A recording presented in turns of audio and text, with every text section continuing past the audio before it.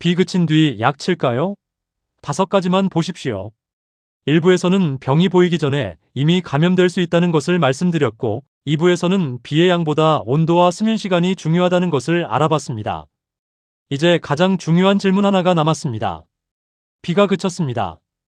약을 쳐야 할까요? 아니면 기다려도 될까요? 오늘은 이론을 반복하지 않고 비 온 뒤 실제 과수원에서 무엇을 보고 판단해야 하는지만 말씀드리겠습니다. 첫 번째는 지금 어떤 병을 주의해야 하는지를 먼저 정하는 것입니다. 사과병이라고 해서 비가 왔을 때 모두 같은 조건으로 감염되는 것은 아닙니다. 지금 시기에 문제가 될 가능성이 있는 병인지, 그 병이 잎을 주로 감염하는지, 과실을 감염하는지부터 확인해야 합니다. 병을 정하지 않고 비만 보고 약을 치면 정작 무엇을 막기 위해 방제하는지도 불분명해질 수 있습니다. 방제 판단은 비에서 시작하는 것이 아니라 병을 정하는 것에서 시작합니다. 두 번째는 마지막 방제 이후 어떤 날씨가 있었는지를 보는 것입니다. 며칠 전에 약을 쳤다는 사실만으로 괜찮다고 판단해서는 부족합니다.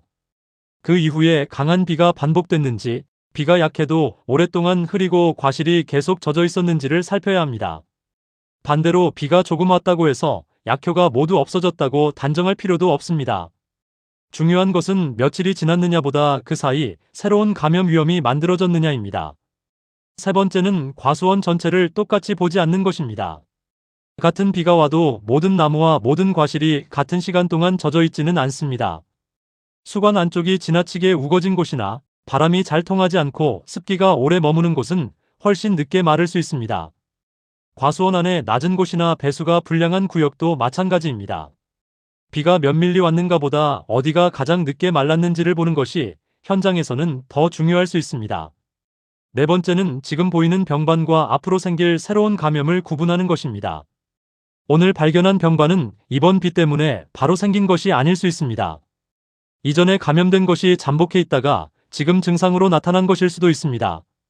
따라서 병반이 보였다고 무조건 이번 비 때문에 생겼다고 판단하지 마십시오. 지금 보이는 증상은 과거 감염의 결과인지 이번 비로 앞으로 새 감염이 일어날 위험이 있는지를 따로 판단해야 합니다. 이 두 가지를 나눠보는 것만으로도 불필요한 방제를 줄일 수 있습니다. 다섯 번째는 특히 지금 같은 수확기 가까운 시기에 매우 중요합니다. 감염 위험이 있다고 해서 아무 약이나 사용할 수 있는 것은 아닙니다. 해당 사과병에 등록된 약제인지, 희석 배수와 사용 시기, 사용 횟수가 맞는지를 먼저 확인해야 합니다. 그리고 무엇보다 수확 전 안전 사용 기준을 반드시 확인해야 합니다. 방제가 필요하다는 판단과 실제로 사용할 수 있는 약이 있다는 것은 서로 다른 문제입니다. 수확이 가까울수록 이 순서를 거꾸로 하면 안 됩니다. 그렇다면 어떤 경우에 추가 방제를 더 적극적으로 검토해야 할까요? 지금이 그 병의 감염 가능 시기이고, 마지막 방제 이후 비와 수면 조건이 충분히 이어졌으며 과수원 안에서도 습기가 오래 머문 곳이 확인된다면 위험은 높아집니다. 여기에 최근 방제 이후 새로운 감염 기회까지 생겼다면 등록 약제와 안전 사용 기준을 확인한 뒤 추가 방제를 검토할 이유가 충분해집니다. 한 가지 조건이 아니라 여러 조건이 겹칠수록 방제 필요성은 높아집니다. 반대로 비가 왔다는 이유 하나만으로 매번 추가 살포할 필요는 없습니다. 지금 주의해야 할 병의 감염 시기가 아니거나 비가 짧게 지나가 과실이 빨리 말랐고 새로운 감염 위험이 크지 않았다면 상황은 달라집니다. 최근 방제가 적절하게 이루어졌고 등록 약제를 다시 사용할 필요성이 뚜렷하지 않다면 무조건 서두를 이유도 없습니다. 예방 방제는 자주 치는 방제가 아니라 필요한 때를 정확하게 찾는 방제입니다. 약을 한 번 덜 치는 것도 정확한 판단의 결과라면 좋은 방제가 될 수 있습니다. 마지막으로 비가 그친 뒤에는 이 5가지만 순서대로 생각해 보십시오. 첫째, 지금 어떤 병을 주의해야 하는가? 둘째, 마지막 방제 이후 어떤 비와 수면 조건이 있었는가? 셋째, 과수원에서 어디가 가장 오래 젖어 있었는가? 넷째, 지금 보이는 병은 과거 감염인지 새로운 감염 위험이 있는지 구분합니다. 마지막으로 지금 사용할 수 있는 등록 약제와 수확 전 안전 사용 기준을 확인합니다.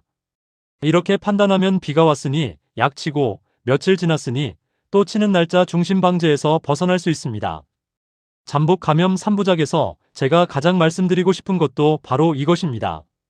병을 보고 쫓아가는 농사에서 감염 위험을 읽고 필요한 때 움직이는 농사로 바꾸자는 것입니다. 약을 많이 치자는 것이 아니라 필요한 방제는 놓치지 않고 불필요한 방제는 줄이자는 이야기입니다. 사과농사 동행 멤버십에 함께 해주시는 것은 이런 재배와 방제, 비배 관리 내용을 더 알차게 준비해 계속 전해드리는데 큰 도움이 됩니다. 앞으로도 농민 여러분이 현장에서 바로 판단할 수 있는 내용을 쉽게 풀어드리겠습니다. 보라루키 사과농사 동행이었습니다. 농민 여러분의 농사가 조금이라도 더 안정되기를 바랍니다.